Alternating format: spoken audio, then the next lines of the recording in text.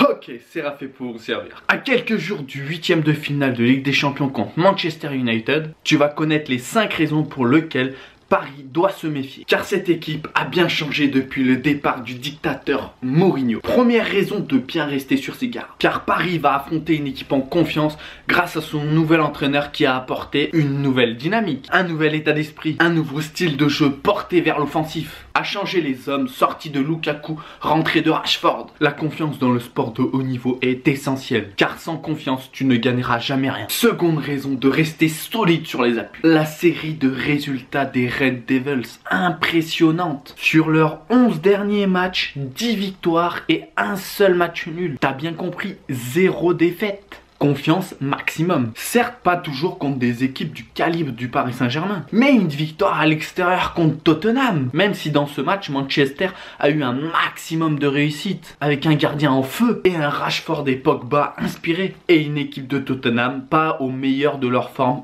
aussi. Mais victoire quand même. Mais aussi une victoire en Cup contre Arsenal, qui avait quasiment l'équipe type. Donc une équipe de Manchester qui n'est pas forte que contre les petites équipes. En parlant de petites équipes, ce qui est intéressant à constater depuis le début de saison, c'est qu'ils ont mis des vrais scores face à ces petites équipes, alors qu'avant, limite, ils avaient du mal à gagner face à ces équipes dites inférieures. Autre atout pour Manchester, le premier match se déroule à domicile, car c'est toujours mieux d'avoir le public avec toi que contre toi. Car quand tu te penches sur l'historique du Paris Saint-Germain en Ligue des Champions face aux grosses équipes, à partir des 8e, là où on peut vraiment juger le Paris Saint-Germain, là où ça devient vraiment important, où l'air devient irrespirable, et ben ça fait peur. Défaite à Chelsea, défaite à City, un match nul à Naples, défaite à Liverpool, une défaite à Madrid, et puis je sais pas si tu te rappelles, une défaite à Barcelone. Pour seulement une victoire et un match nul contre Chelsea et un autre match nul face à Barcelone. Depuis que les Qataris sont arrivés à la tête du Paris Saint-Germain. Le ratio n'est pas favorable aux Parisiens.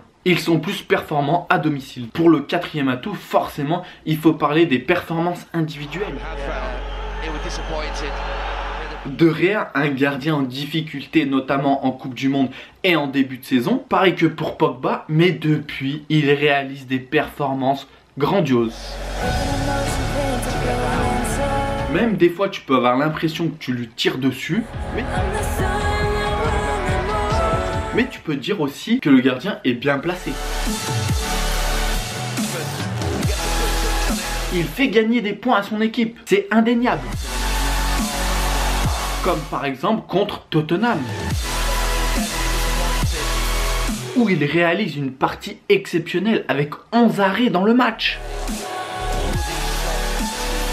Quoi, toi c'est ton record d'arrêt de travail dans l'année. Chacun son truc. Alors s'il est en feu contre Paris, ça peut être très difficile pour le club de la capitale. Dernière raison, c'est le monsieur plus de Manchester. Bien sûr, Paul Pogba.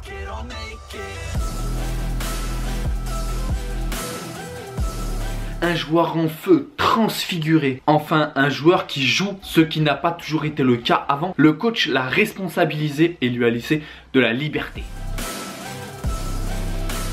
Cela prouve que la confiance entre un coach et un joueur est très importante.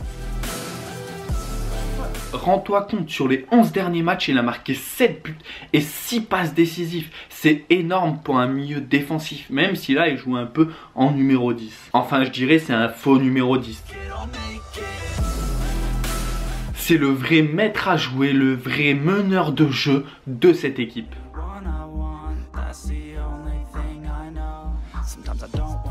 Sans un grand Pogba, impossible pour Manchester de se qualifier.